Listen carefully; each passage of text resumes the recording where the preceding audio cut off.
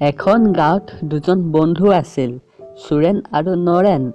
সুৰেণ বহুত এলেহুৱা আছিল।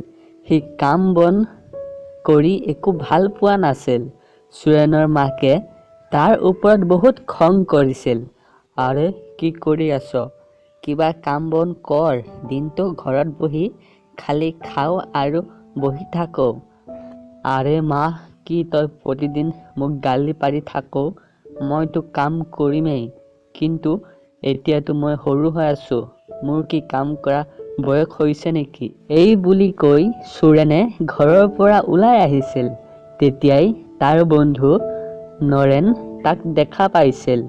আৰে ইমান খং কৰি ক'ত যাওঁ? ৰ আৰে নৰেণ, মা দিনটো মোক গালি পাৰি থাকে, কাম বন নকৰি এনে বহি থাকো বুলি। ইচ, যদি এনেকুৱা হ'ল হয়, একো কাম নকৰি খালি মোক পচন্দৰ খাদ্য মই খাই থাকিব পাৰিলোঁ হয়, তেতিয়াহ'লেতো জীৱনত মজা হ'ল হয়। আচ্ছা, বাদ দে এইবোৰ। মোৰ এটা কামৰ কাৰণে চহৰত যাব লাগিব। তয়ো মোৰ লগত যো বন্ধু। ঘূৰা-ঘূৰি কৰিলে মনটো ভাল হৈ যাব। ইয়াৰ পিছত দুই বন্ধু চহৰত যোৱা উদ্দেশ্যে ৰাওনা কৰিছিল। তেতিয়াই সিহঁতে এটা যাদুৰ ঘৰ দেখিছিল। তেতিয়াই এজন মানুহ আহিছিল। সেই মানুহজনে কৈছিল, এইটো এটা যাদুৰ ঘৰ। এই ঘৰত যোনে থাকিব সি কোনো কাম কৰিব নালাগে, মাত্ৰ খোৱা আৰু থকা। সঁচাকৈ নেকি? এই ঘৰত যোনে থাকিব সি একো কাম কৰিব নালাগে? হয়, একো কাম নকৰিলেও হ'ব। তেতিয়া সুৰেণে ভাবিব ধৰিছিল, যদি মই এইটো ঘৰত থাকোঁ, তেতিয়াতো জীৱনত শান্তি হ'ব। মই ইয়াত থাকিব পাৰিমনে?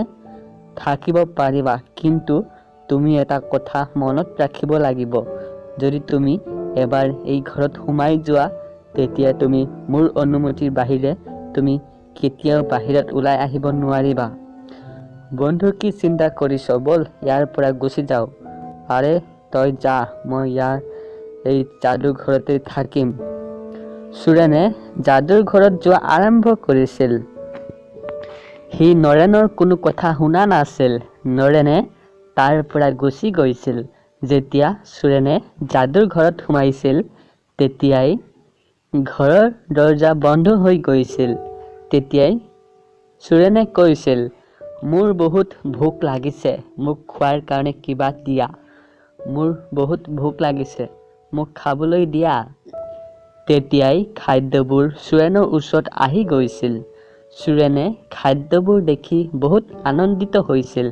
আৰে বাহ, ইমানবোৰ খাদ্য, এইবাৰ হ'ব জীৱনৰ আচল মজা। খোৱা শেষ কৰাৰ পিছত সুৰেণে চিন্তা কৰিছিল, অলপমান জিৰাই লওঁ। সি অলপ জিৰাই লৈছিল। অলপমানৰ পিছত সি আৰু খাদ্য বিচাৰিছিল, আৰু তাৰ ওচৰত অনেক খাদ্য আহি গৈছিল। কিছুদিন এনেদৰেই চলি আছিল। সুৰেণে যি বিচাৰিছিল যাদুঘৰ তাকেই দি দিছিল।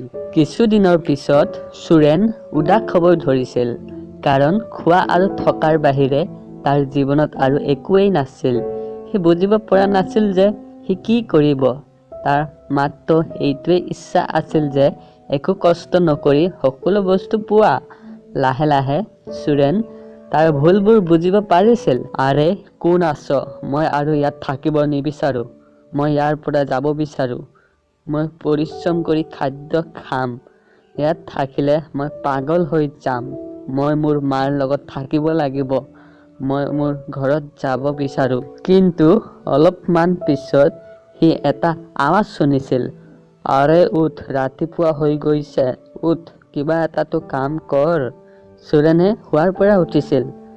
মা, তুমি ইয়াত? মই যাদুৰ ঘৰৰ পৰা কেতিয়া আহিলোঁ?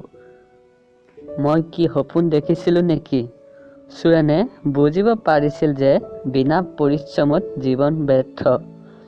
বন্ধু-বান্ধৱীসকল, আপোনালোকে ভিডিঅ'টো চালে, ভিডিঅ'টো ভাল পালে লাইক কৰিব আৰু শ্বেয়াৰ কৰিব আপোনালোকৰ বন্ধুবৰ্গৰ লগত, আৰু কমেণ্ট কৰিব। আৰু যদি আপুনি নতুন আলহী, তেনেহ'লে চেনেলটো ছাবস্ক্ৰাইব কৰি দি বেল আইকনটো প্ৰেছ কৰি দিব।